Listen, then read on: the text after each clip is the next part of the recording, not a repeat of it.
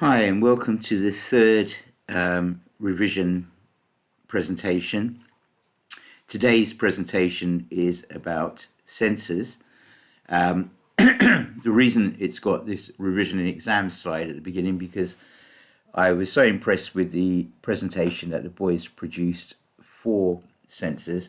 I used it for one of my online lessons, and those of you who attended would realize that I added this slide at the beginning to talk to you about revision methods. So I'm just going to go through that quickly before we get onto sensors. So the first thing I put up was set time aside for each subject and try to stick to it. That includes my subject, because what you will find is more demanding subjects will take up more of your time, and before you know it, you won't have any time left to revise your other subjects. The second point I made was eat your frog. Now, some of you will know what I mean by this. The rest of you who don't, they say that the worst thing you can do in a day is to eat a frog. And if you've got two frogs to eat, you eat the biggest and ugliest one first if you have to. So your frogs are the things that you most hate doing, the things that cause you the most distress.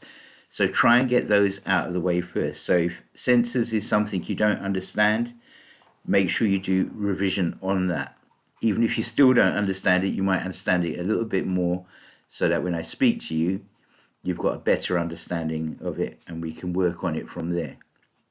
Okay.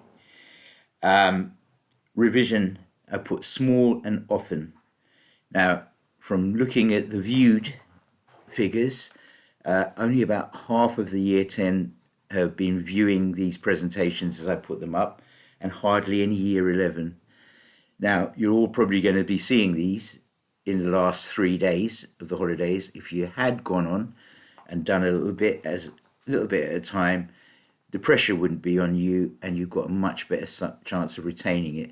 So if you haven't done so already, please start doing these revision sessions in small chunks and often, and don't wait and try and cram. Okay? Then I put ask yourself questions at the end of each session. So close the book, turn off the presentation, or look at some of the questions and say, do I know what an ADC is? And if you don't, go back to your notes and say, oh yeah, that's what it is. Okay?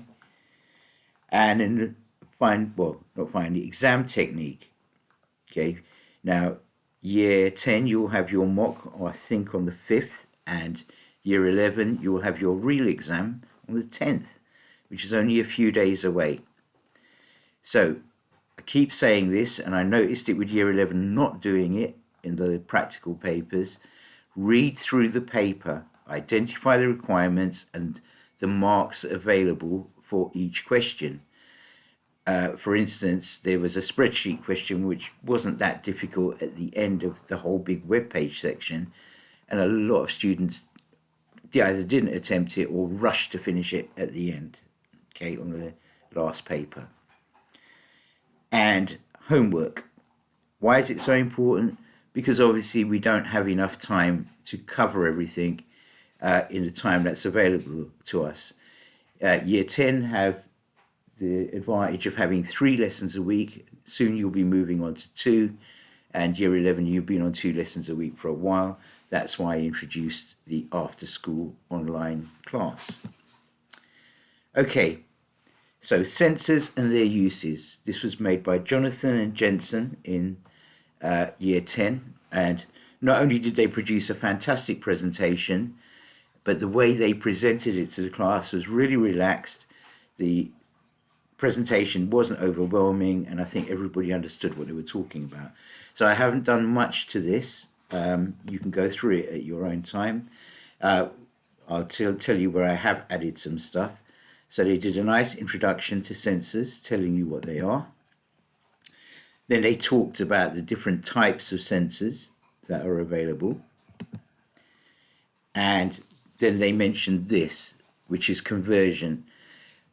This is, you very, very often get a question on this when it comes to sensors about analog to digital conversion. So basically what it is, I added another slide, you have two devices, an ADC and a DAC. Now, an ADC is an analog to digital converter. Because sensors are measuring physical things like change in temperature or pressure or pH value, whatever, a computer can't read that because it's an analog signal. So you need what we call an ADC, which is an analog to digital converter, to convert that signal into binary so the computer can understand it. So now the computer knows that, say, the temperature has gone up and it wants to do something about that. Now, in the case of the greenhouse that we mentioned before, you need a digital to analog converter to act on, say, the pump or the motor that's going to do the change. So you've got analog signals coming in, which need to be converted to digital, and then to act, and the thing that, like a pump or a fan or whatever, we call those actuators, okay? So to act on the actuator, you need to change it from digital to analog. So you have two, and I've done this little diagram here, example of a heat sensor and motor to open the window in a greenhouse. So here you have a nice heat sensor in the greenhouse with the window open, and the analog to digital converter is sending that information about the temperature to the computer. And then when it realizes the temperature is dropping too much, the digital to analog converter will send a message to the motor to close the window. Okay, so then they gave examples of sensors and where they can be used, and some great examples here. And all I did was add another slide here with as many sensors on it as I could think of, okay, and what they do and what they're used for. And it's good to know where these things will be used, because in the question they usually ask you whether it's a volcano or a greenhouse or whatever, to identify the kinds of sensors that you would use. Now, as long as you can justify why you've chosen that sensor, even if it's not one that is normally used, you will get the marks.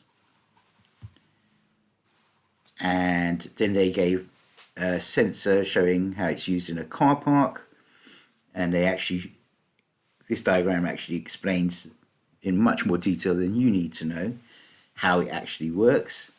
But there you go, you've got the emitter sending out light, the sensor picks it up, and it can work out the distance from that.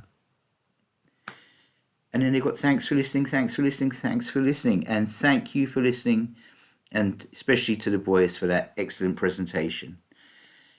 And good luck with your forthcoming exams. I will be posting a couple more presentations before the end of the week. Thank you.